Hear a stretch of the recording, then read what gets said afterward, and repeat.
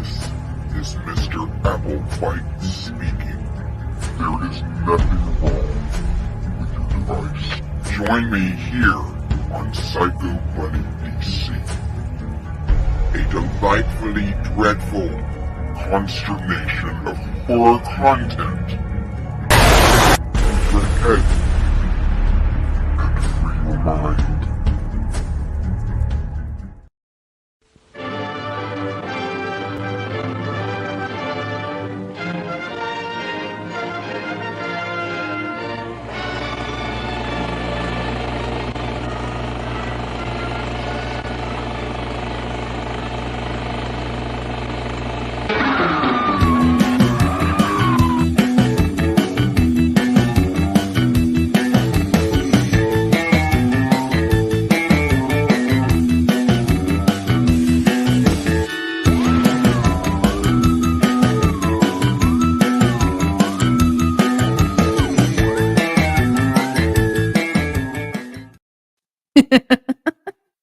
Hi guys, how are you? Hey Dizzy! Hey Everett, how are you? So, this is completely impromptu. I just felt like doing something for the hell of it. And you know what I decided on? Was a list of unusual deaths. Hi Raven, how are you doing? Hello. So, I guess I should really start with under the fair use, another author may make limited use of the original author's work without asking permission. Pursuant to 17 U.S. Code 107, certain uses of copyrighted material for purposes such as criticism, comment, news reporting, teaching, including multiple copies for classroom use, scholarship, or research, is not an infringement of copyright. So, hey, how are you doing, Calvin? I know. I don't know. Share out the YouTube. We would love to get more people to do YouTube. Oh, nice. Getting ready for Oni's celebration, birthday celebration on Wednesday. Heck yeah. Always good. Yeah, I'm doing pretty good. Doing pretty good. You know, I had a moment today that solidified that I am doing the right fucking thing. And so, it continues. Let's start with unusual deaths that are from antiquity. So, Draco of Athens, and this is 620 BC. Draco, who was an Athenian lawmaker, was reportedly smothered to death by gifts of cloaks and hats showered upon him by appreciative citizens at a theater in Aegina, Greece. So, they loved him so much they accidentally killed him. Holy shit! You're early! I literally just started. This is great. How are you doing? What's up? Everybody go say hi to Scurryface. Hello! Hi, Tyler. Hey, Susan! How's it going? So, as I said, tonight, this is just random because why the hell not? And I am talking about unusual deaths. Hi. So, let's go to the second one. I'm probably going to butcher the name, of course. So, Charondas. This was the late 7th to early 5th century BC. He was a Greek lawgiver from Sicily. And according to Diodorus Siculus, he issued a law that anyone who brought weapons into the assembly must be put to death. And one day, he arrived at the assembly seeking help to defeat some brigands in the countryside. But he still had his knife attached to his belt. And so, in order to uphold his own law, he committed suicide. He killed himself with his own knife. Whoa, Scurryface is over there too. Hello.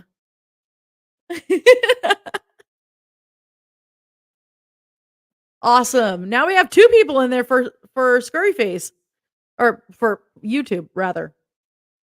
Hello, hello. Always love it when we get people over on YouTube. Guys, go check out our YouTube. It's PBDC TV. We also have Roots Bleed Red. And yeah, we would really love it if you guys hit that subscribe and smash that bell. Same with everything going on, honestly. Yes, definitely. It's always great to see Tyler in here. So, I'm going to butcher another name, guys. So, Arhitian of Philgalia, another Greek person who caused his own death during the Olympic finals.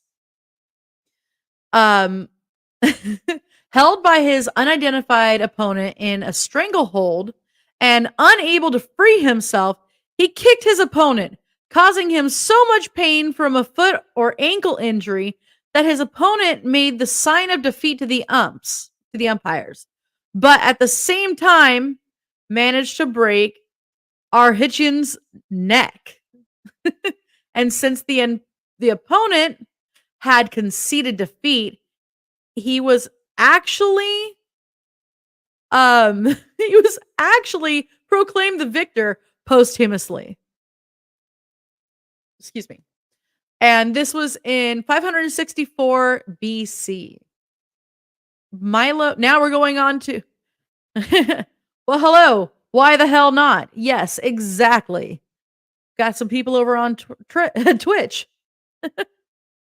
We are talking about unusual deaths throughout the years, centuries. And it was just one of those why the hell not kind of moments.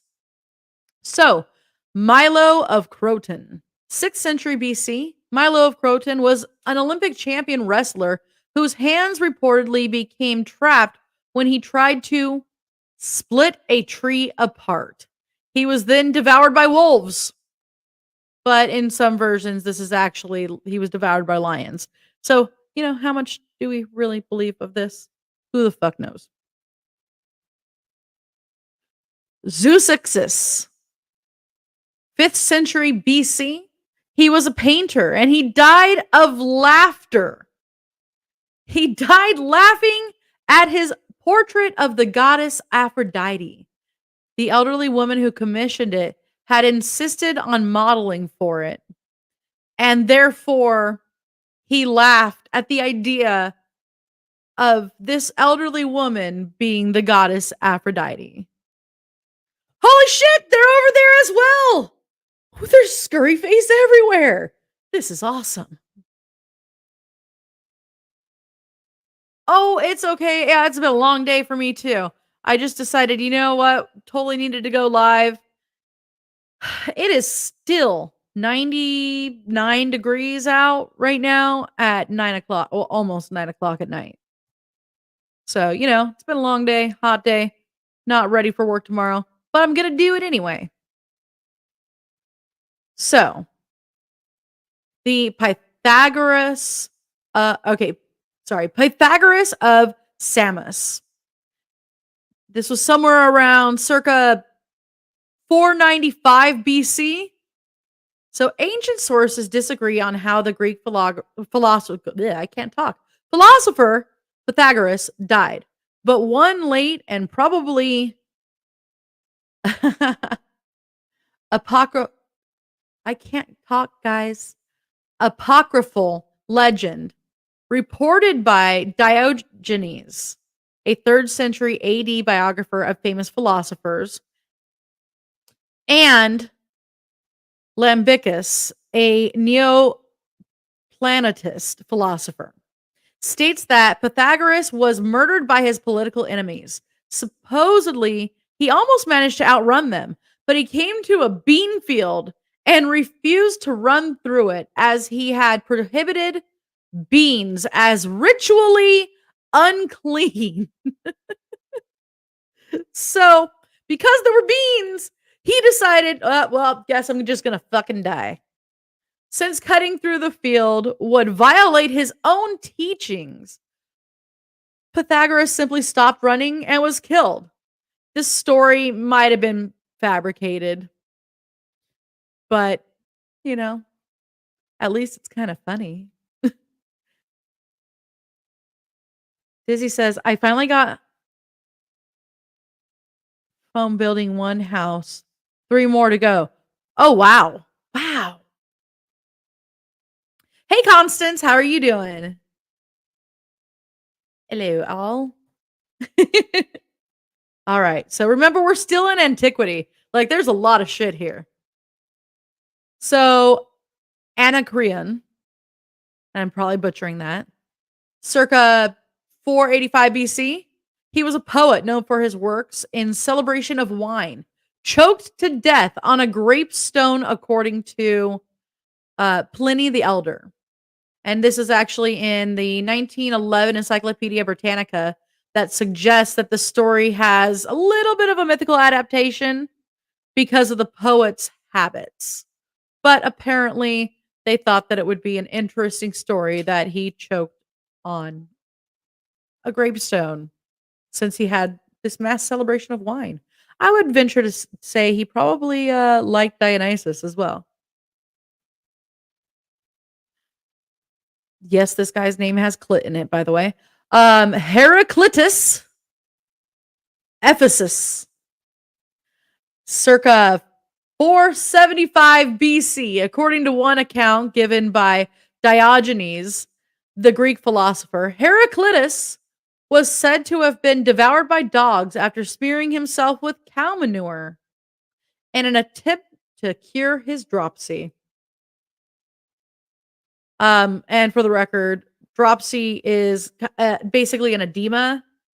It's edema is like a buildup of fluid. It's fluid retention. Generally affects like the legs and the arms. The skin will feel tight. The joints will feel very stiff. So this guy basically just tried to smear himself in shit to get rid of his to get rid of his edema. That does not sound pleasant at all, honestly. Hey, Steve the cat, what's up? Meow. So, guys, I'm so sorry that I'm constantly butchering names. So, Themistocles, this is around 459 BC. Yeah, that does sound just horrible. Not only did he smear himself in shit, but he got murdered by dogs. Always great. All right. So now we're on to Themistocles, an Athenian general who won the Battle of Salamis, actually died of natural causes in exile, but was widely rumored to have committed suicide by drinking a solution of crushed minerals known as bull's blood. The legend is widely retold in classic sources. The early 20th century English classicist Percy Gardner proposed that the story about him drinking bull's blood may have been based on an ignorant misunderstanding of a statue showing him in a heroic pose holding a cup as an offering to the gods. The comedic playwright Aristophanes referenced Themistocles drinking bull's blood in his comedy The Knights as the most heroic way for a man to die. Yeah, if the joints are too stiff, they're being rolled too tight. Yeah, sounds about right. Then you can't get a good drag off them. So, let's see. I'm trying to figure out how to pronounce some of these names. Aeschylus.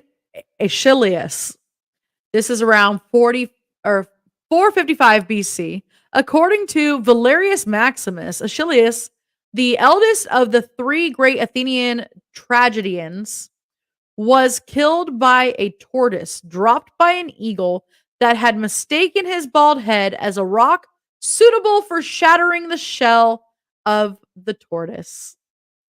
Pliny, in his Naturalis Historiae, adds that Aeschylus had been staying outdoors to avert a prophecy that he would be killed that day by the fall of a house. Wow. He got killed by a turtle. So, Empedocles of Acargus. This is 430 BC. Empedocles of Acargus was a pre-Socratic philosopher from Sicily. One of his surviving poems declares himself as having become a divine being and no longer mortal. According to Diogenes, he tried to prove that he was an immortal god and leapt into Mount Etna.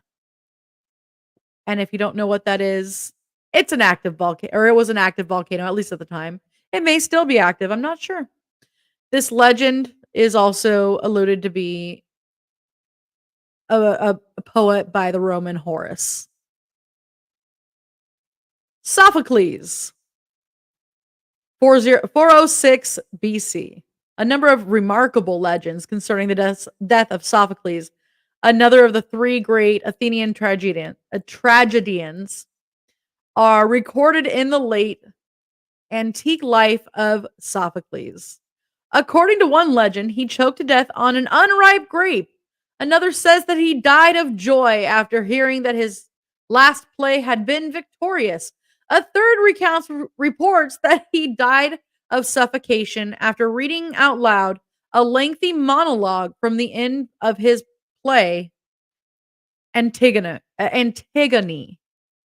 without pausing to take a breath for punctuation, which I seem to be pausing too much. Oh, let's get to some of the other ones. I think it's time to get out of the antiquity. Ooh. Qin Shi Huang, August of 210 BC. Qin Shi Huang, the first emperor of China, whose artifacts and treasures include the terracotta army, died after ingesting several pills of mercury in the belief that it would grant him eternal life. This is the one that was buried with the terracotta army, by the way.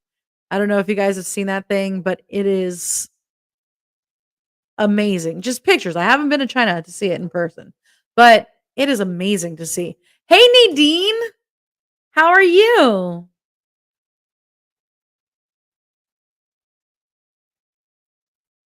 All right.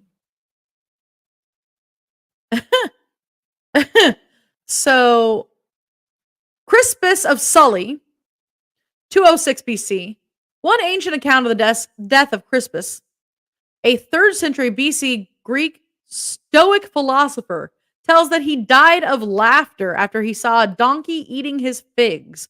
He told a slave to give the donkey neat wine to drink to wash them down, and then, having laughed too much, he died. Well, I am showing all the comments, so sadly, you're not missing much. I just felt like reading random shit today. Ooh. Claudius Drusus, 20 AD. According to Suetonius, Claudius Drusus, the eldest son of future Emperor Claudius, died while playing with a pear. That's right, the fruit. Having tossed the pear high in the air, he caught it in his mouth when it came back down, but he choked on it and asphyxiated. Hey, Star, how are you doing? And we are here to support your reading random stuff. Thank you. Lots of random stuff. Random is the main theme for the show, but it's a good thing. Yep. I'm just here getting a lesson while working on the website. You're getting a lesson in random deaths over the centuries. Oh, I'm glad to hear you're doing well. Thank you for joining me tonight. Tiberius. Ooh. This was March 16th, 37 BC. Or excuse me, 37 AD, rather. The Roman Emperor Tiberius died in Misenum at the age of 78, according to Tacitus. The emperor appeared to have died, and Caligula who was at Tiberius's villa, was being congratulated on his succession to the empire when news arrived that the emperor had revived and was recovering all his facilities. Those who had moments before recognized Caligula as Augustus fled in fear of the emperor's wrath, while Marco, a prefect of the Praetorian Guard, took advantage of the chaos to have Tiberius smothered with his own bedclothes, confirming that he was in fact dead. You know, I ate that moon pie. I did, and it was a double-decker banana moon pie. The only thing that was missing was an RC, and I tried to get one, but I couldn't find one, and it made me sad. Very, very sad. But I'm telling you guys, Mother de l'Amour buys souls for an RC and a moon pie. So if you guys are looking to sell your soul, definitely head over that way. And you'll get an RC and a moon pie out of it. It's a win-win. I mean, I don't see any negatives to this. Ooh, so let's get into the Middle Ages. Constans II, July 15, 668. Byzantine emperor assassinated with a bucket. Now adding RCs to the Scurry Face merch store. I don't care if I get sued. We will buy souls for RCs and a moon pie. Just saying. So apparently, Constans was assassinated with a bucket. That's all it really says on him.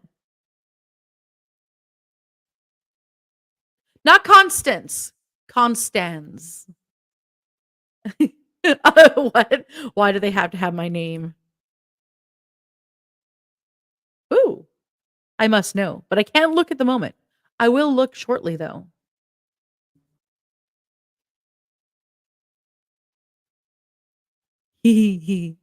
Okay. So let's get back into this awesomeness. I guess we're going to talk about Ragnar Lodbrok. So somewhere around 865, Ragnar Lodbrok, a semi-legendary Viking leader whose exploits are narrated in Ragnar's saga. The 13th century Icelandic saga is said to have been captured by Aella of Northumbria, who had him executed by throwing him into a pit of snakes. Hey, that's not funny. That sucks. Orale. What's up, Joey? I never what? What did I do? I'm confused. What did I do?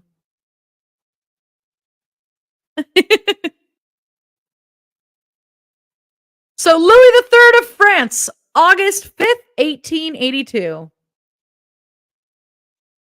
Yeah, I mean, I seem to piss everybody off on a regular basis. In fact, that is part of why I went live tonight. Because somebody decided to try to report me for random shit. And I just wanted to show them that I'm still here. And I'm still awesome. And have lots of green going on. But I'm here. I'm a good boy. Yeah, I gotta laugh at that one.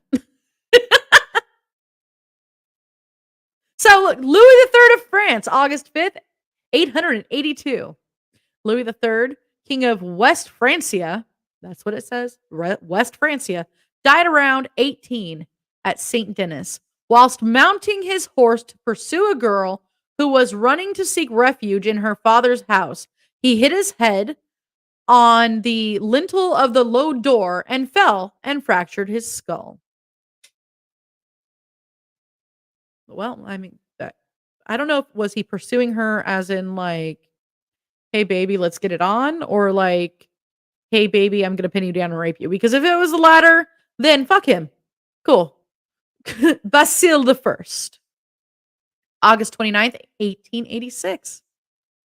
Basile's belt was entangled between antlers of a deer during a hunt, and the animal subsequently dragged the emperor for 16 miles through the woods. Because of this accident, Basile contracted a fever and died shortly afterwards. What's up, Slippy? How are you doing?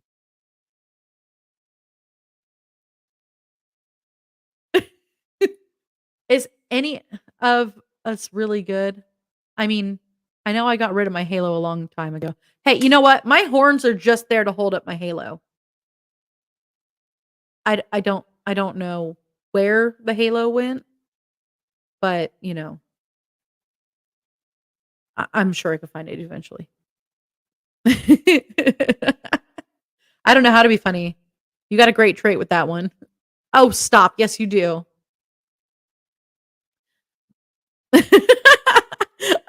You know what?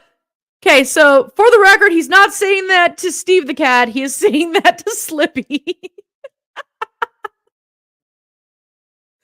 Yes, H.R. Geiger fell down the stairs and died in his early 70s. And that sucks. You're getting ready to work at a haunt on Friday. Nice. Nice. I am so excited that it's spooky season.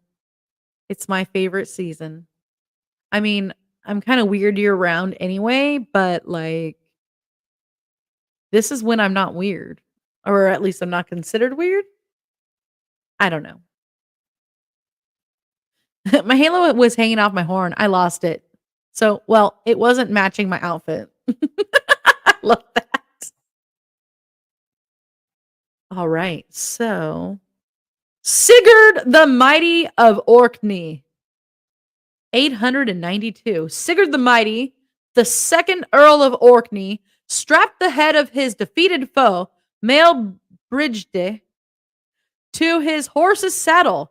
Brigde's teeth rubbed against Sigurd's leg as he rode, causing an infection. Yeah. That that sucks. This was actually from a saga, the Heimskringla.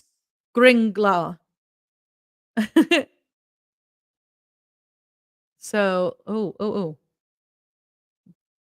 Byzantine Emperor Alexander, June 6th, 913, died of a stomach disease caused by excessive eating and alcohol, allegedly after playing a game of polo while drunk. Let's see.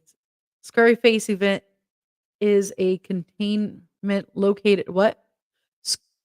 Event is at containment located in Georgia. We need Akia at the haunted chicken house at the 23rd to make it one big party.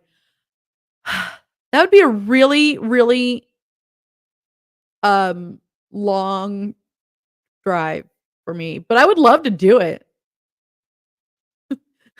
Everett Bow just shits in people's yards. It's funny. I shit in the yard, I go to jail. And then you're on a list. Try eating it. Yeah, Slippy has some interesting ice cream flavors, guys. If you ever want to try it out, I'm sure he'll share with you. He also has one that's Ben Gay flavored. I'm not sure I'd recommend it, but I've heard it wasn't too bad tasting. Edmund Ironside, November 30th, 1016. Edmund Ironside, King of England in 1016, was allegedly stabbed to death whilst on a toilet by an assassin that was hiding under the toilet. Ew, for the assassin. But then I couldn't eat shit anymore.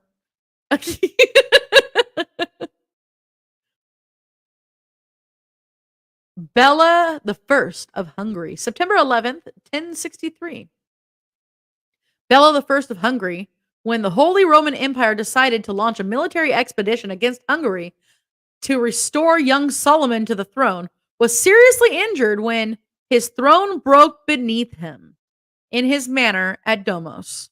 The king, who was half dead, according to the Illuminated Chronicle, was taken to the western borders of his kingdom, where he died at the creek Caniza on September 11th of 1063.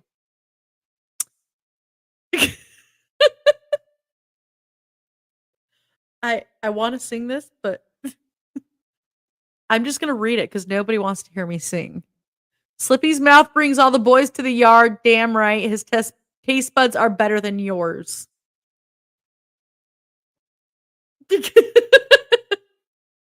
You know, he ate lavender flavored lotion on my show, but I'm sure that tasted better than the Bengay. I don't know. I heard the Bengay didn't taste too bad.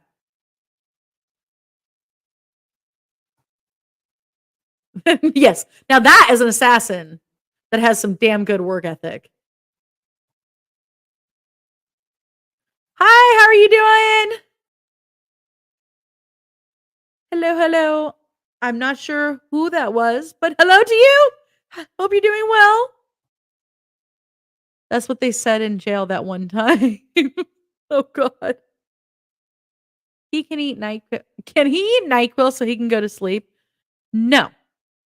It was Matt. It was a Matt. Hello, a Matt. You know, if you not saying that I ever have done this in my entire life, because I totally have never done this. But if you drink too much NyQuil, things turn into cartoons. Just saying. Just saying. So it is time for me to go to the first part of the commercials because I honestly have no clue how long I'm going to be on tonight. We'll be right back.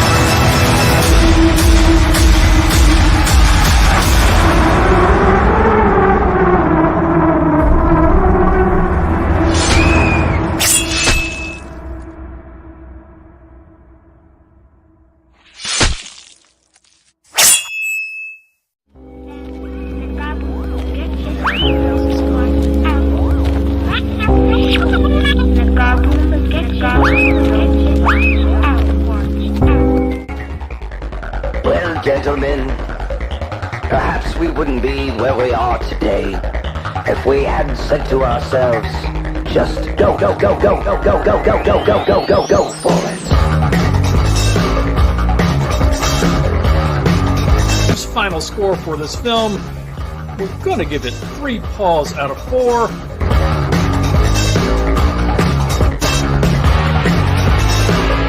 Nuestra Señora de la Santa Muerte, Spanish for Our Lady of the Holy Death.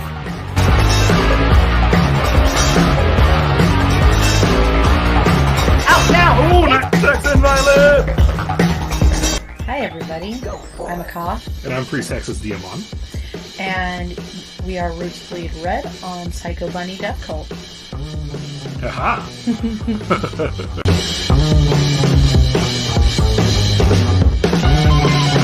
In fact, humans have a very long history of eating each other.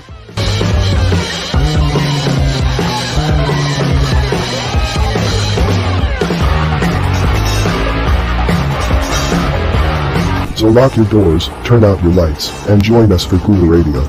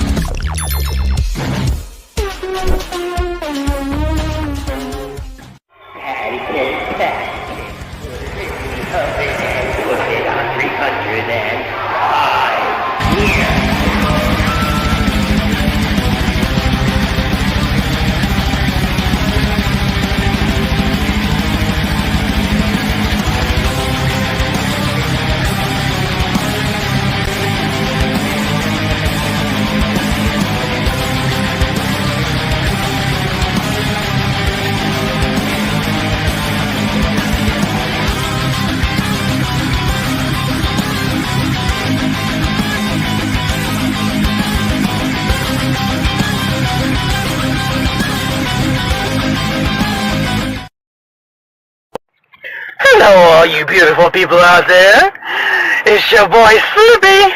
And when I'm not guzzling down gallons and gallons of amazing ice cream, yes, oh, I love ice cream. Oh, hang on.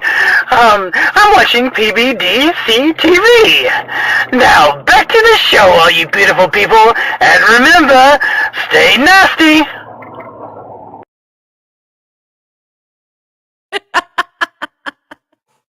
I love all these commercials.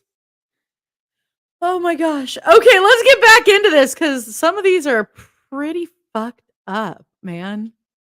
And I actually had a funny thought while the commercials played. Oh, that's what it was. Okay, do you guys remember Siren Von Wicked that comes in every once in a while? She's fucking awesome. Well, she has this one song that's Patty Cake. And so every time I hear the patty cake part, all I could think of is her saying patty cake, fuck her in the face. And it makes me laugh. I'm sorry. Okay. This is an 18 and over show, guys. Children not recommended to watch because I have the mouth of a fucking sailor. So let's get to the Crown Prince Philip of France. October 13th, 1131, died while riding through Paris when his horse tripped over a black pig that was running out of a dung heap. That's shitty. Literally. Moist. Sorry, that's all I could think of. That Mac guy and his moist video gives me nightmares.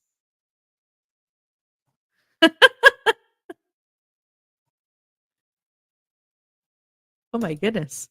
I missed a lot. Yay, you're not leaving. Okay. Damn, y'all playing that commercial reminded me that I have to go back to work. Thanks, Akya. No. Yeah, exactly. Don't leave. We'll miss you. That's right, Maud. No. Okay, I'm not working. Just playing the show in the background. Okay, cool. I'm gonna do that patty cake song to every owner on this tour, and then I'll make haters happy. Get banned from everywhere. You're just gonna walk around and say patty cake, fucker in the face. Oh god. There's a Tool Lullaby album for those of you with the babies or watch them. What? Okay. So, Henry the First of England, December 1st, 1135. While visiting relatives, Henry supposedly ate too many lampreys against his physician's advice. I don't think I'd be eating lampreys. Just saying. Causing pain in his gut. Yep, I would imagine so. And ultimately his death. Hi, Joey. How are you? Can't wait to see you do that with Chicken Dan. Wait. Oh, I missed one. That's what I do to myself with a Q-tip. Oh, God. Oh, God.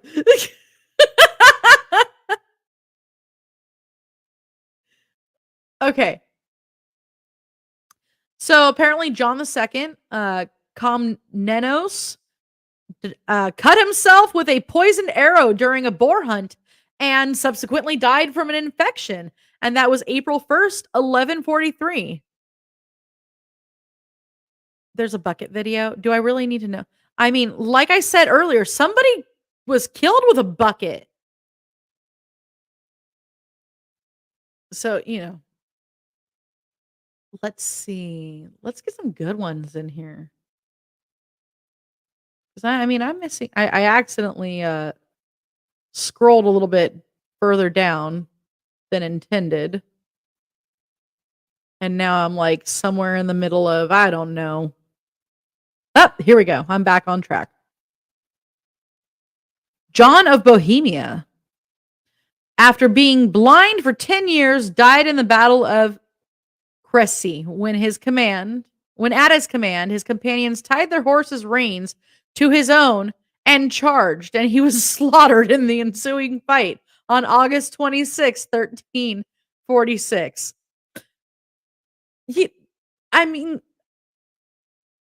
I wouldn't even call that bravery. That's just plain stupidity.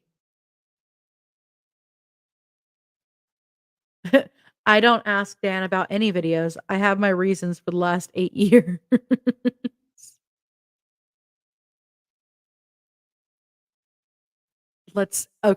Now let's get into this.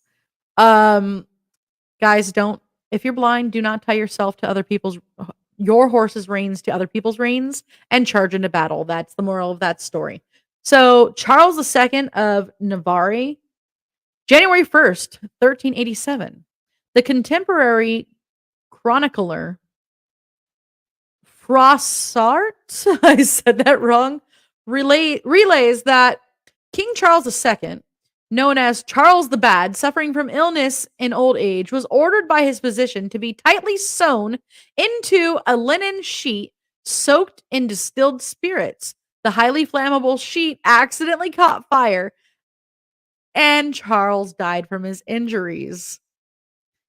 This was apparently considered to be a horrific death by God's judgment upon him. Yeah, if you're blind, don't go into any battle, really. But definitely don't tie your horse's reins to another two horses that are charging into battle, because you're gonna die, man. You're just gonna die. Yeah, this sounds smoking hot. He sounds smoking hot. Oh gosh. Constance, not that bucket video. The one that I can't put online too much. Everything. Dan's idea. Oh boy. I don't know who this Dan person is, but I'm getting afraid. So, Martin of Aragon, May 31st, 1410. A flaming human burrito. Yeah, apparently he deserved it. It was apparently God's righteous justice or some crap.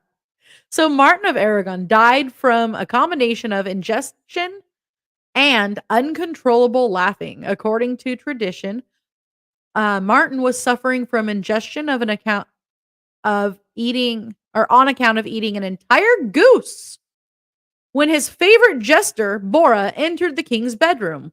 When Martin asked Bora where he had been, the jester replied with, "Out of the next vineyard, where I saw a young deer hanging by his tail from a tree, as if someone had so punished him for stealing figs." And apparently this was funny. This joke caused the king to die from laughter. Oh, okay. Chicken Dan is the owner of the haunted chicken house, and apparently I'm a bad influence. I get it now. I get it. Hopefully, it was done on Tuesday. I love my tacos with a hint of king. Guys, be watching out for a taco commercial from Hexus. I just figured I'd let you know that this may happen or may not happen. I don't know. So let's get into the Renaissance. Charles VIII of France died as a result of striking his head in the lintel of a door while on his way to watch a game of real tennis. It actually does say real tennis. And this was April 7th, 1498. Oh, there were a lot. Actually, Mother de la Mort has talked about this one. The dancing plague. So, a lot of people, there was this like dance mania. Mother de la Mort, can you remind me what the name of it was? Because I always think of the St. Vitus jig, but I think I might be wrong when it comes to that. But so this was around July. Footloose. Yeah. They were footloose. They were. So this was around July of 1518. In 1518, several people died of heart attacks, strokes, exhaustion, and a few other things that are related from overactivity due to this dancing mania that occurred in Strasbourg, Alsace. And yeah, I guess it was just the dancing plague. I've always heard like the St. Vitus jig, but isn't that the one where you're itchy? Maybe I'm wrong. So Pietro Aretino, October 21st, 1556. So yeah, okay, so St. Vitus is the itchy one, and the dancing plague is where people went all footloose all over town and died. Got it.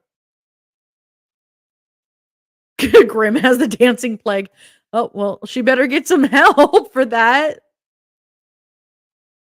So the influential Italian author, Pietro Artino, is said to have died of suffocation from laughing too much at an obscene joke during a meal in Venice. Another version states that he fell from a chair while laughing too much and fractured his skull, which is probably more accurate. Henry II of France. You know, these Henrys, they didn't seem to last very long. So, July 10th, 1559, on June 30th, 1559, a tournament was held near Place des Vosges to celebrate the peace of Cateau Cambresis with his longtime enemies, the Habsburgs of Austria, and to celebrate the marriage of his daughter Elizabeth of Valois to King Philip II of Spain. During a jousting match, King Henry, wearing the colors of his mistress, Diane Poitiers, was wounded in the eye by a fragment of the splintered lance of Gabriel Montgomery, captain of the King's Scottish Guard. Despite the efforts of royal surgeons Ambrose Paré and Andres Vesalius, I am so butchering this, guys. The court doctors ultimately advocated for a wait and see strategy, and as a result, the king's untreated eye and brain damage led to sepsis, to which he succumbed to by July 10th, 1559. Henry's death played a significant role in the decline of jousting as a sport, particularly in France. I swear Lady Grey had nothing to do with that plague. She's a sweet angel. Let's see who believes that. I guess I do too, because I got this itch and it just won't go away. Oh my gosh. Hans Steininger. Steininger? I don't know. I'm butchering all these names, guys. But at least you're sort of learning. Yeah, it's not my fault. The people's names were the most convoluted nonsense back in the day. Thank you, Matt. Thank you. Yet one can really wait and see. Can one really wait and see with an eye injury? Not only was it an eye injury, but it was a brain injury too. Like it went in there. It was all up in there. And he went septic and his brain went septic and woo. Kind of reminds me of the band Septic Flesh. They're actually not bad. We've seen them a couple times. So Hans Steininger, the Burgomeister. I'm sorry. I got to compose myself because all I could think of is Burgermeister. The Burgomeister of Braunau, then Bavaria, now Austria, died when he broke his neck by tripping over his own beard.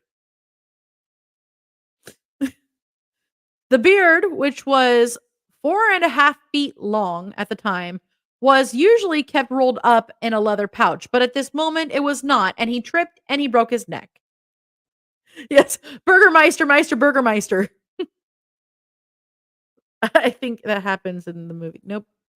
I want to see the movie Nope. Flashbacks. I wish I had an eye brain injury now that Matt brought up the bucket video. Burgermeister Brown Cow. I see now. It's not Christmas time, but I want to watch the movie with Burgermeister. Isn't that like A Year Without Santa Claus or some shit? I don't know. I don't know any of the Christmas movies. I'm not good with Christmas, guys. Marco Antonio Bragadin, August 17th, 1571. Marco Antonio Bragadin, Venetian Captain General of Famagusta in Cyprus, was gruesomely killed in August of 1571 after the Ottomans took over the city. He was dragged around the walls with sacks of earth and stone on his back. Next, he was tied to a chair and hoisted to the yardarm of the Turkish flagship, where he was exposed to taunts of sailors. Now go away before I taunt you another time. Finally, he was taken to his place of execution in the main square, tied naked to a column, and flayed alive. Bragadin's skin was stuffed with straw and sewn, reinvested with his military insignia, and exhibited riding an ox in a mocking procession along the streets of Famagusta. The macabre trophy was hoisted upon the masthead pennant of the personal galley of the Ottoman commander, Emir al-Bahar Mustafa Pasha, to be brought to Constantinople as a gift for Sultan Selim II. Bragadin's skin was stolen in 1580 by a Venetian seaman and brought back to Venice, where it was received as a returning hero. Yes. Okay, Santa Claus is coming to town. Now I want to play Burger Time. Where's my pepper? Kinky. Christmas is our kryptonite, but we have to make commercials this year, so money. Not super happy about it. I'm feeling very midsummer at the moment. Yeah, that is a brutal way to die. And I mean, at the same time, kudos for ingenuity. I guess. I mean, I don't condone the. Yeah. Let's go to another commercial. We'll be back.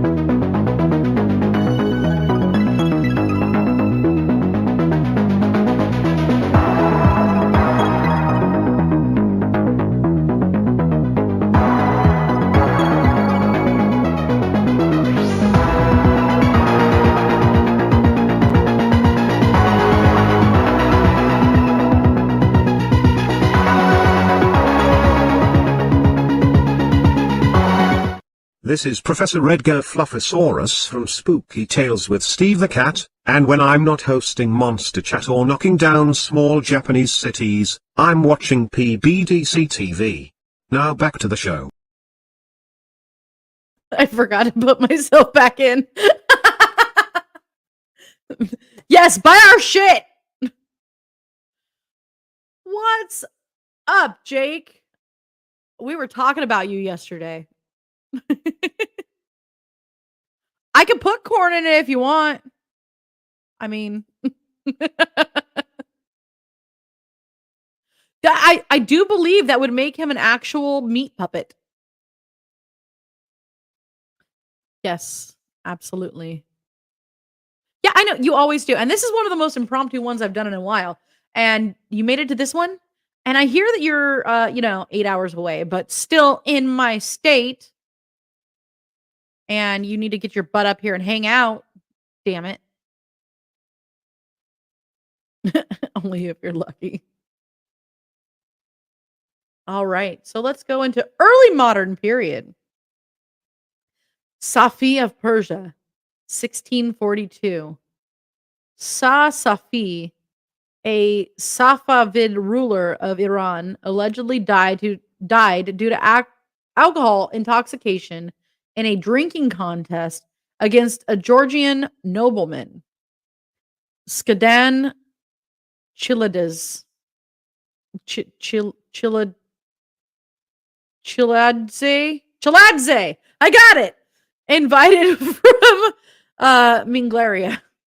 Wow, guys. I need a translator. So Thomas Urquhart, a Scottish aristocrat, polymath, and first translator of Francois Rabelais' writings into English, is said to have died laughing upon Charles II having taken the throne. And this was in 1660. James Betts died from asphyxiation after being sealed in a cupboard by Elizabeth Spencer at Corpus Christi College, Cambridge, in an attempt to hide from her father, John Spencer. Oh, they were doing the nasty. And this was in 1667. Yeah, I got to take a shower on that one to cool off.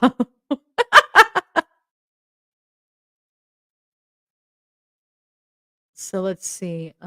Francois Vatel. Vatel, the majordomo of Prince Louis de Bourbon Condé, was responsible for a banquet of 2,000 people hosted in honor of Louis XIV at Chateau de Chantilly, where he died. According to a letter by Madame de Savigny, Vatel was so distraught about the lateness of the seafood delivery and about other mishaps that he committed suicide with his sword, and his body was discovered when someone came to tell him of the arrival of the fish. This is true. James Dean was killed by a little bastard, and actually, it's not that far away from us. We have gone to visit a few times. The second to last stop, which is a bar called the Monte Carlo, and they still have the area that he was sitting. And now it's a little bit of a hokey bar now. Lots of boot scooting boogies and cornholing. And a lot of Budweiser. I did not expect that when we went there, because there's me dressed like, me. And we went in there and there was a whole lot of there was some line dancing going on and stuff. So it was quite something. Maybe I couldn't see him. I don't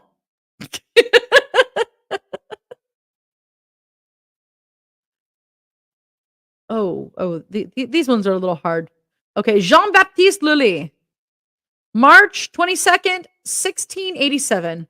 Jean-Baptiste Lully, the French composer, died of a gangrenous abscess after accidentally piercing his foot with a staff while he was vigorously conducting Te Deum.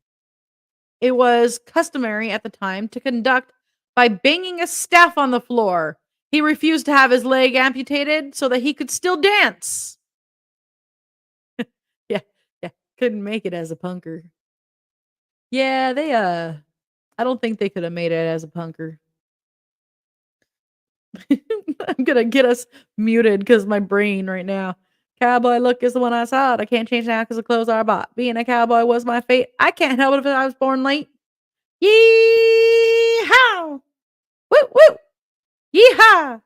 Rah-ha! Woo woo! Yee-haw! Damn it, Susan, you made me do it.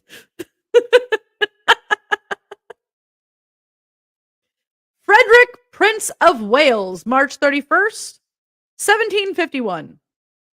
Son of George II, Great of Britain, and father of George III, died of a pulmonary embolism, but was commonly claimed to have been killed by being struck by a cricket ball. Yee-haw! Now I want to listen to the Vandals. Yeah, and there goes the show in 3, 2.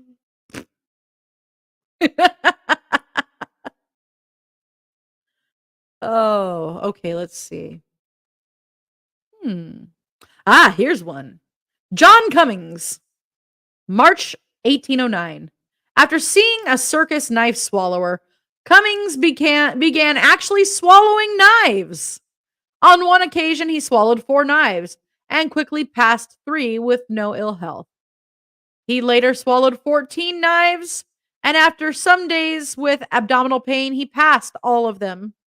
He finally swallowed 20 knives and a clasp knife case, but after a few days, he had only passed the case. He died after 4 years in pain.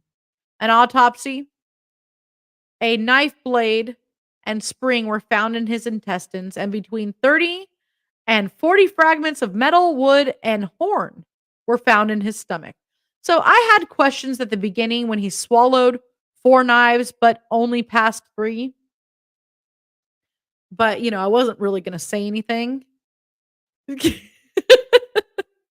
But, hey, I mean, they took... Hey, I don't think he did that right. I don't know.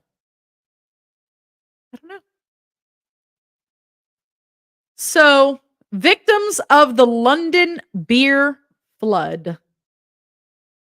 On October 17th, 1814, at Mew & Co.'s Horseshoe Brewery, a 22-foot tall wooden vat of fermenting porter burst, causing chain reactions and destroyed several large beer barrels.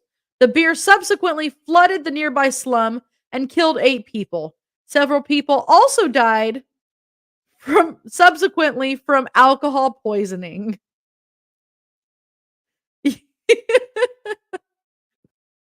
Oh, as a result from vaporized liquor?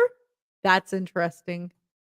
Yeah, holy hell. How do you swallow knives? Like tiny knives? I don't know how big the knives were. They didn't show me. I'm interested myself. Yeah, no matter what, they hurt, apparently. I'm still wondering why he swallowed 4, only passed 3, and didn't stop. I mean, he probably should have there. I'm just, I'm trying to see this in my head. I'm not sure you want to see this in your head.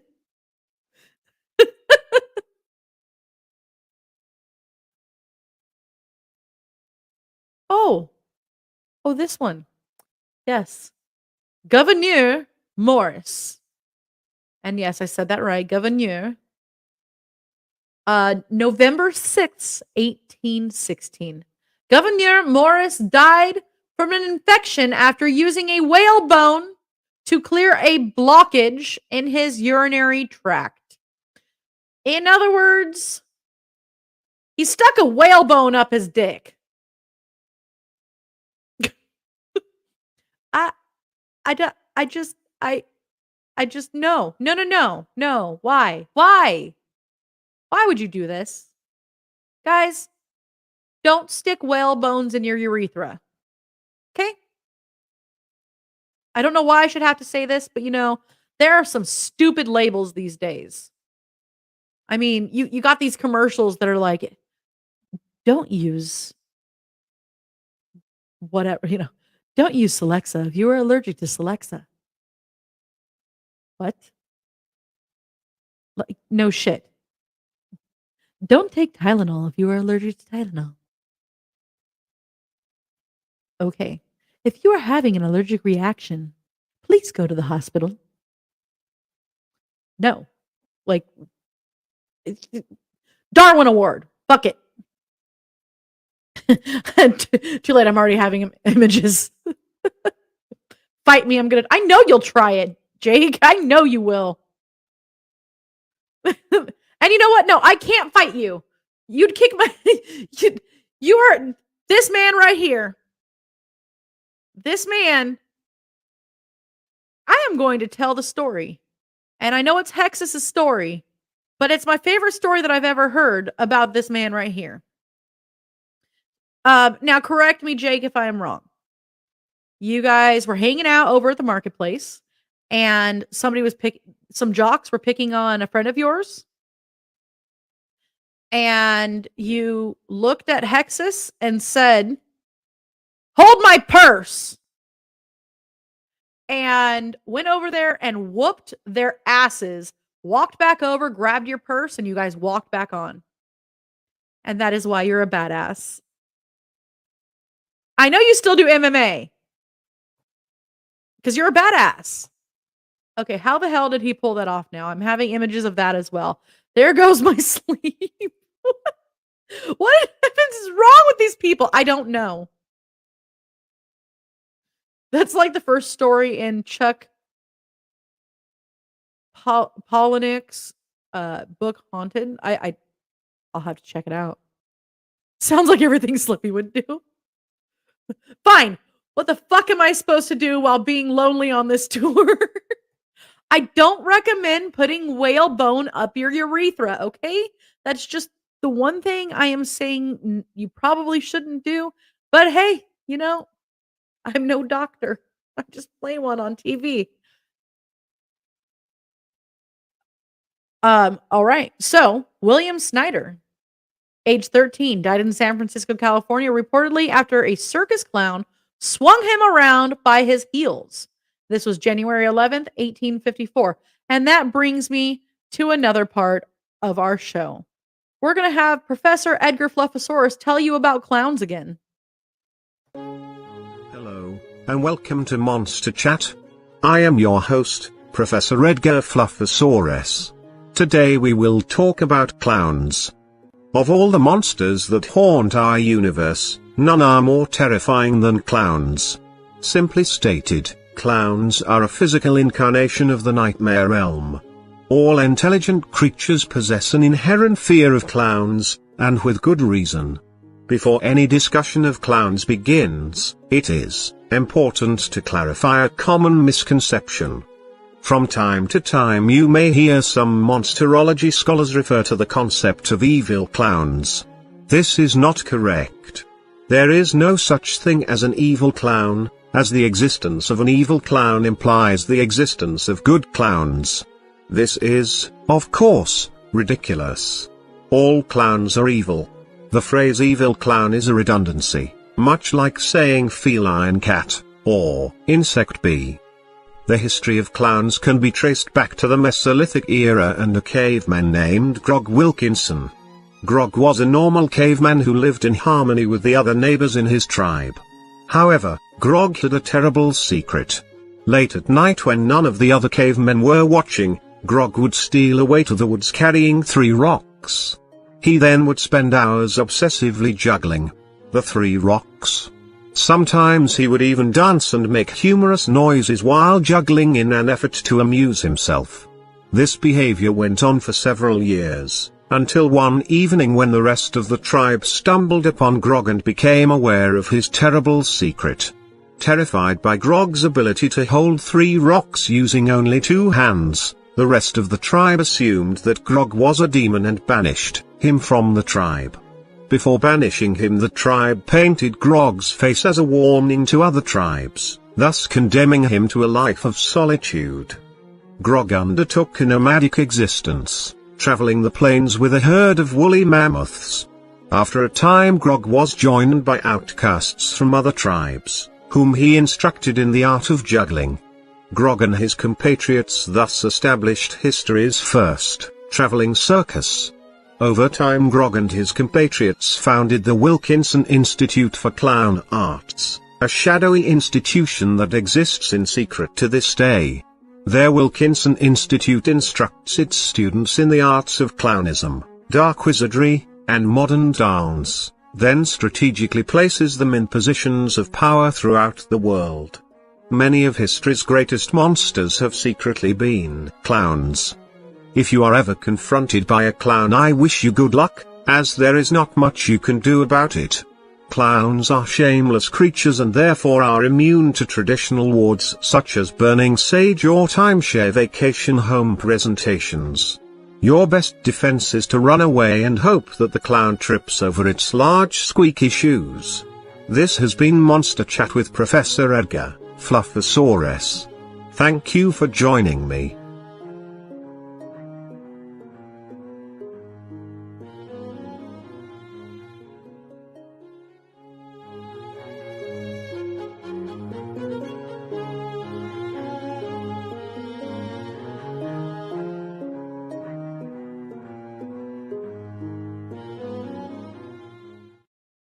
Yep, there it is.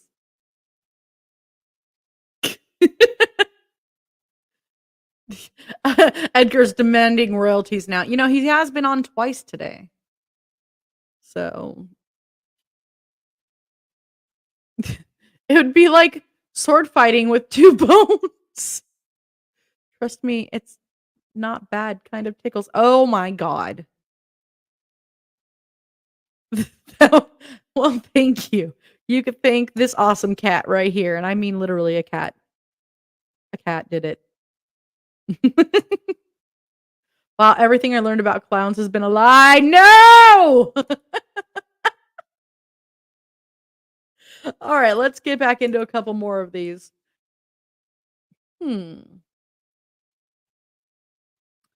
Oh, okay. Matilda of Austria. Archduchess Matilda of Austria, daughter of Archduke Albrecht, Duke of Teschen, set her dress on fire while trying to hide a cigarette from her father, who had forbade her from smoking. This was June 6, 1867. Excuse me. Oh boy. Clement Vallandigham, an American politician and lawyer who was defending a man accused of murder, accidentally shot himself while demonstrating how the victim might have done so himself. And because of this, the client was acquitted. This was June 17th, 1871. Yeah, you think this is fun now? Wait until October 5th. This is going to be real fun.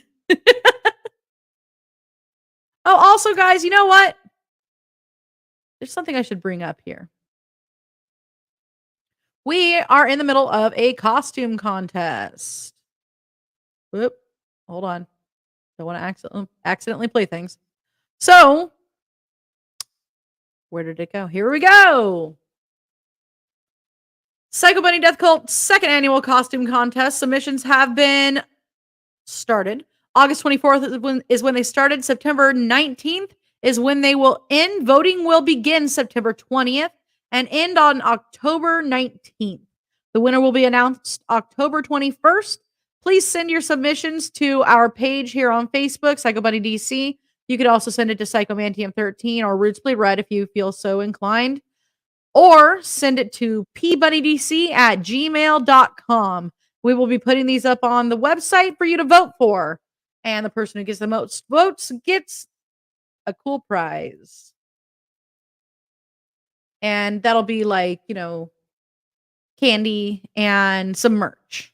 So Feel free to enter them. I used these as examples yesterday. I know they're literally all me. I am not that conceited. It's just the only pictures I could find. So you can use your own characters, guys. Go ahead and do so. I mean, you could dress up as Beetlejuice. You could dress up as a voodoo priestess. You could dress up as Sam Sidewalker. Or that sexy ass demon in the background there. Go ahead and send in your submissions and we will put them up on the website. All right. Hi, Teresa. Candy corn. Candy corn. We all get candy corn. Let's find a couple more. Oh, I'll have my new character next year and I'm going to enter everything. Well, you should still enter as whatever the hell you want. Yes, you could be an ice cream man. Of course you could be an ice cream man. All right. Sir William Payne Galway, the second Baronet. Sir William Payne Galway, a former British MP, died after sustaining several internal injuries when he fell on a turnip while hunting. This was December 19th, 1881. That is a cursed day, December 19th. Texas knows why. I'm doing good. Just decided to go live at random, and now I'm talking about random death.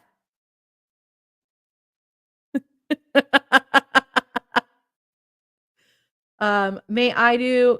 You can absolutely use Lady Orvex for this contest. Go for it. Does the winner get 13K in a photo shoot with Kane Hodder? No. If I had 13K, I would be out there in the South with you guys, hanging out and going to a bunch of haunts. So, no. Although Kane Hodder is totally a cool dude. But no. You get candy corn. And you'll like it. And your ADHD moment, where do you send it? Let's see. Do I have a banner here? I do not. Create a banner. Send your costume submissions to pbunnypc@gmail.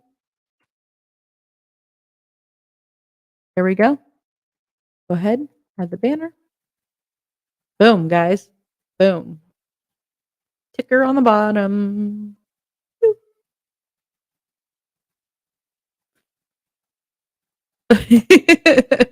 I'll win the 13K for you and send you here. Yes. Susan, I'd rather get candy corn. I at least know I can get that without asking for followers money. Without asking followers for money. I don't have money. So but I do have candy, and I will ask the winner what their favorite candy is and get that for them. And then I will send them merch. Probably like a Roots Bleed Red shirt and like a Psycho Bunny shirt or like tumbler or cup or mug or, something that you want. I don't know. Or Spooky Tales Steve the Cat stuff, because we also have that. So just let us know what you want when you win.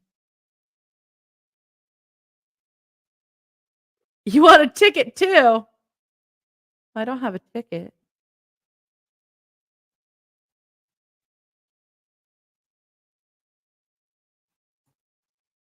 What? You don't have money? Apparently I have a shit ton of it that I pocketed off the S. I don't even believe that for 1 second.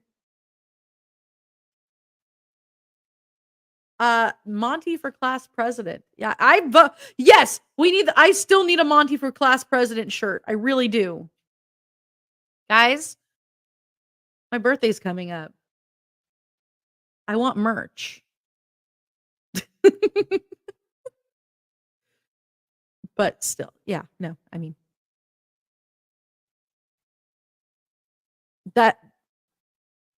Wait, there's a rumor. Oh my god. People fucking suck, man. Yes. Well, you're not that far. Well, technically you're far from me, but like not like the South far from me, so we could do this.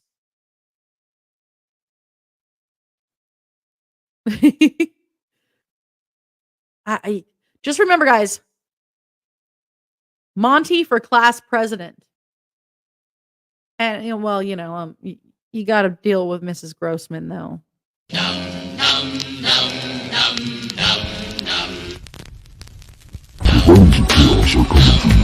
The bunnies of chaos are coming for you. The bunnies of chaos are coming for you.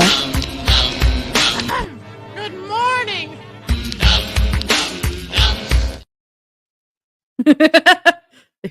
Right? Oh shit, they got me.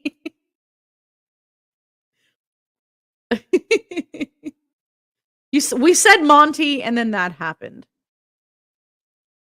There's one on here that is not that I can't find. Ah! Susan, you're gonna laugh at this one. Franz Reichelt. I wish I still had the video of this. So, on February 4th, 1912, Franz Reichelt, a tailor and inventor, leapt from the Eiffel Tower and fell to his death wearing a parachute made from cloth. His own invention. He was asked by friends and authorities to use a dummy for the feat, but declined, saying, "I intend to prove the worth of my invention." Reichelt is known as the Flying Tailor. And we have video of this somewhere.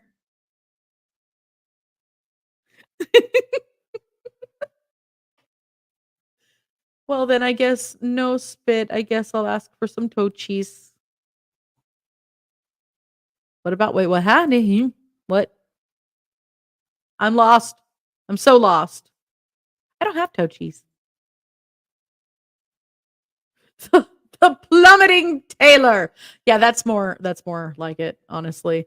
I just love in the video, and I'm sorry to like laugh at somebody's misfortune. But in the video, you can see him trip. So it was icy out, and apparently he left such an indent that they had to pull him out of it. But he smacked. Yeah, I'm guessing he might have bounced a little bit. It's been long enough. Oh man. Yeah, I guess his work fell a little flat. So here's the funny part about it too. He tried it multiple times by throwing it off of his roof, and none of them worked. Yet he still decided to jump off the Eiffel Tower. Yay! Thank you. Yeah, he bounced like a bumble. Yeah, the best part, he totally knew this wasn't going to work, but he did it anyway. All right, so we're going to talk about a big dick Russian mystic. Gregory Rasputin. So they think maybe December 30th or December 17th, 1916, but let's be real. Rasputin isn't dead. The Russian mystic died of 3 gunshot wounds, one of which was close-range shot to his forehead. Little is certain about his death beyond this. The circumstances of his death have been the subject of considerable speculation. According to his murderer himself, Prince Felix Yusupov, Gregory Rasputin consumed tea, cake, and wine, which had been laced with cyanide, but he did not appear to be affected by it.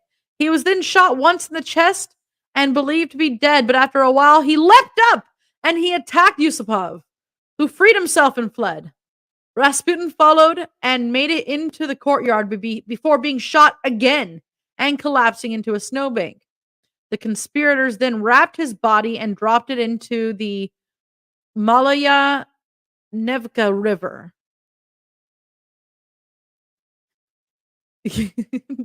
France sucks. Dying in France is 100 times worse. Yeah. You said we can ask for a tasty treat if they win. Sorry for the confusion.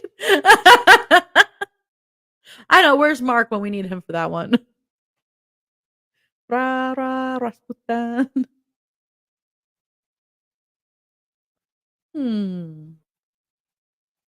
I think we need to do maybe one more commercial.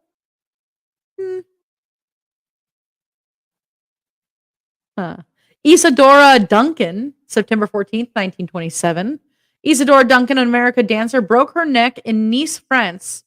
Yeah, again, like you said, France sucks. Dying in France is 100 times worse.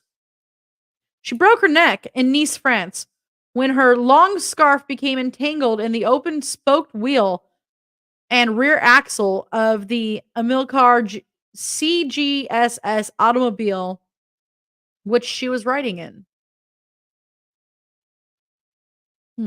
Let's see. Any more good ones? Oh, spontaneous combustion, guys. Mary Reeser, July 2nd, 1951. Mary Reeser was found by the police in her St. Petersburg, Florida home, almost totally cremated where she sat. While her apartment was relatively undamaged, some speculated that she spontaneously combusted. You don't really know what happened.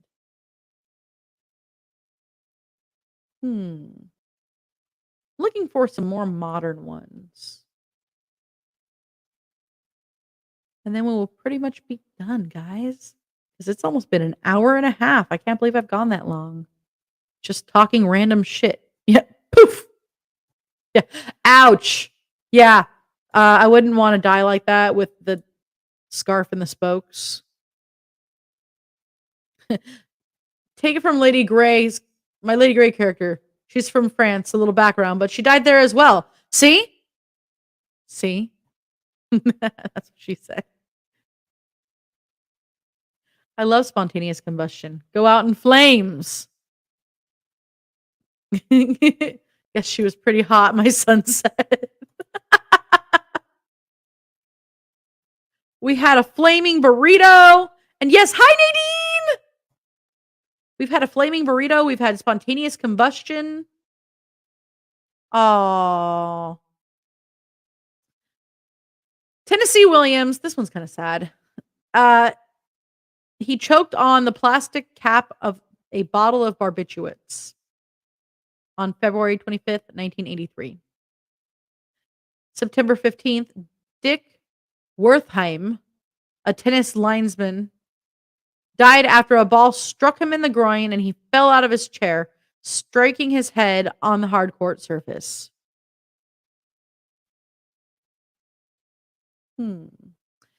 John Eric Hexum was a 26-year-old American actor. He died after playing a simulated Russian roulette with a .44 Magnum pistol loaded with blanks.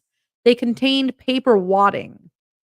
And when he pulled the trigger against his temple, the wadding was propelled with such force that it actually broke his skull and caused a massive brain bleed.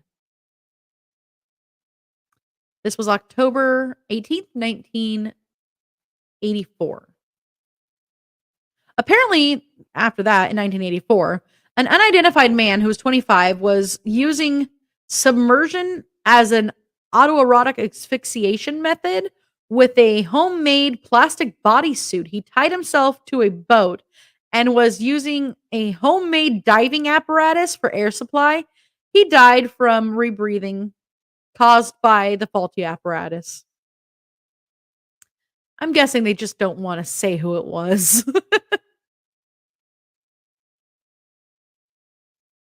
Let's see. Oh, I guess I should mention a sad one, but then we'll have to mention a nicer one. I'm taking notes. The French dying from fashion wear. That seems to be a thing. Hey, Trash Stash, how are you?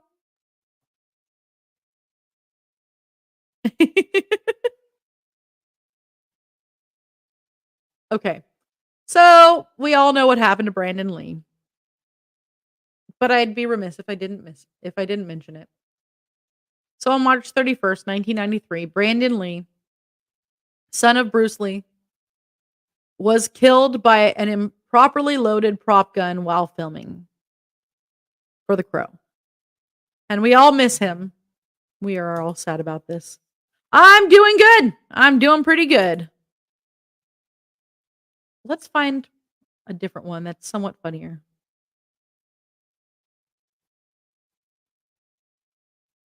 Ooh. He was a very hot man. Stop me if you've heard this before.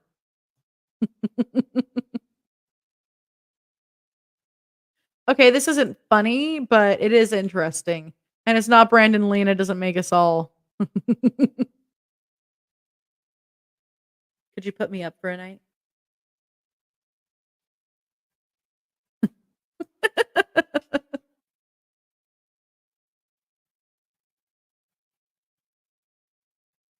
I know Florida Man's always a good way to end it, but I'm gonna do one that's pretty brutal, actually. Maybe I'll end with a Florida Man.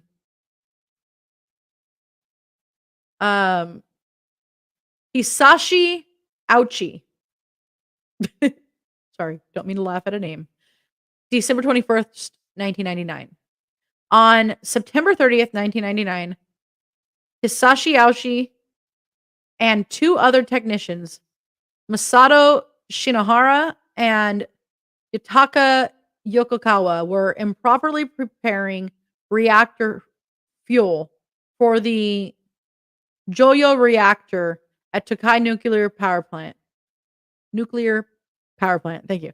Leading to a critical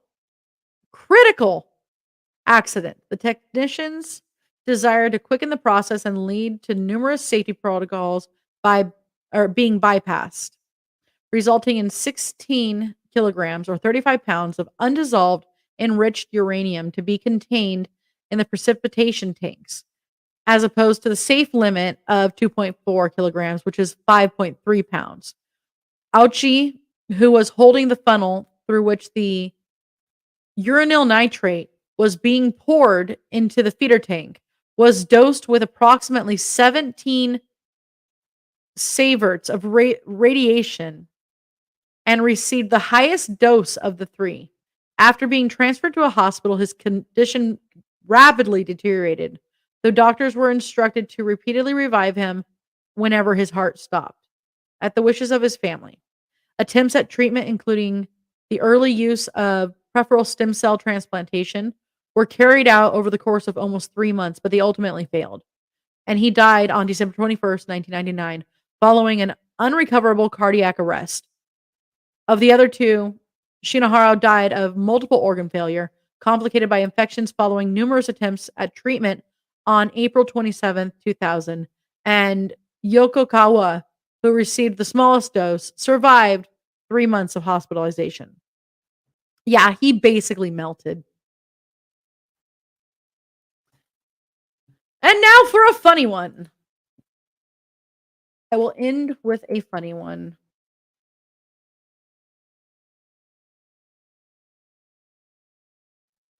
Let's see.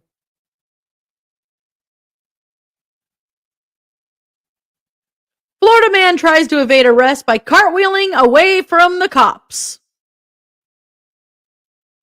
You heard that right, guys. Cartwheeling away from the cops. In most police chases, the criminal escapes in a daring car chase. Well, this Florida man took a slightly different approach. First, the man stopped a truck on the road by doing a backflip. Then, police arrived on the scene and attempted to arrest him, and he wiggled out and did a cartwheel to evade them, but he did not get away. And there are some Florida men who have written 2 books, but I think it might be 3 now. I wouldn't read any of them. I know. It is. If your last name is Ouchie, stay away from things that can kill you.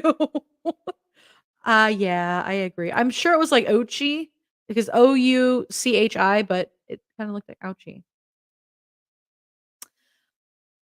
Florida man arrested for calling 911 after kitten denied entry to a strip club. In 2012, a Florida man became irate when a strip club wouldn't let him enter with his kitten. He felt his kitten had every right to enjoy the gentleman's club, the club wouldn't let him in, so he phoned 911 several times. Eventually, police officers arrived on the scene, but not to help the man or his kitty cat. Instead, the police arrested the Florida man for multiple charges, including making the 911 calls. Florida man driving with clown mannequin had a live grenade in his pickup truck. Louis Branson probably thought he found an easy way to use the carpool lane in Florida. Police pulled over Branson in his pickup truck and found a live grenade, drug paraphernalia, and illegal substances. Somehow, the grenade isn't the most unusual part. Branson was driving around with a clown mannequin in his passenger seat so that he can drive in the carpool lane. Let's see. And let's just do one more. Lame dad joke gets Florida man banned from Disney World for life. They did not arrest the cat, too. I don't know what happened to the cat. I sure hope he's okay. So this is the last one of the night. Lame dad joke gets Florida man banned from Disney World for life. In 2015, David Swindle and his family stayed at the Pop Century Resort at Disney World. They had a tough time dealing with the staff after making a few requests. At one point, the Florida man joked that he could build a meth lab in his room in the time that it took the staff to help him. As it turns out, that's a mistake in the happiest place on earth. Later that night, police officers raided his room and subsequently banned him from all Disney properties. Okay, I got one more because I just can't, and I'll end it with this. Florida man accused of jumping naked on neighbor's trampoline before breaking into home.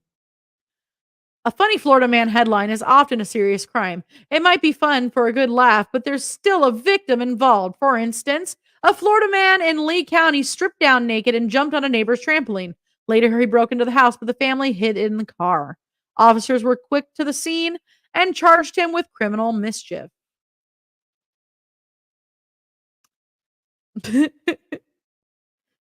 He sounds like a male Karen, or should I say Ken? We'll say Kyle.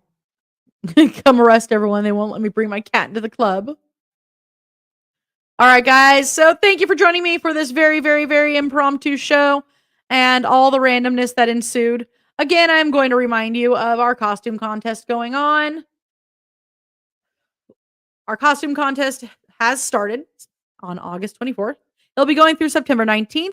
Voting will start September 20th and go through October 19th. Winner will be announced October 21st. You can send your costume pictures to any of our pages, Psycho Bunny DC, Psychomantium 13, Roots Bleed Red, or pbunnydc@gmail.com, which is floating at the bottom there.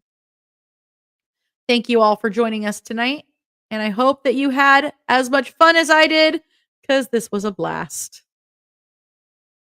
Have a wonderful night. Wait, where'd it go? Bye!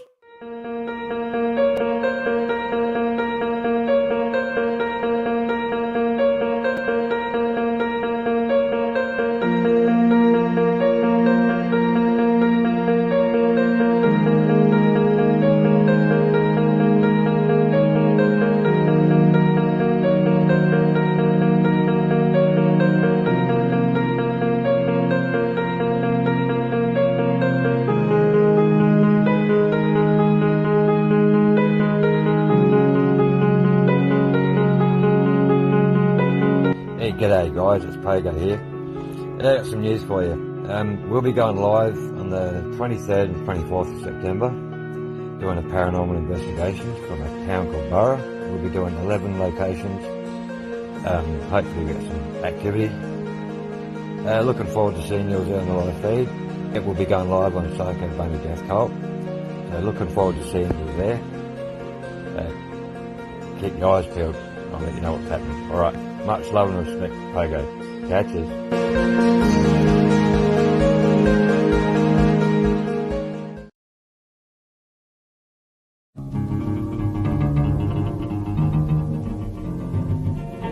I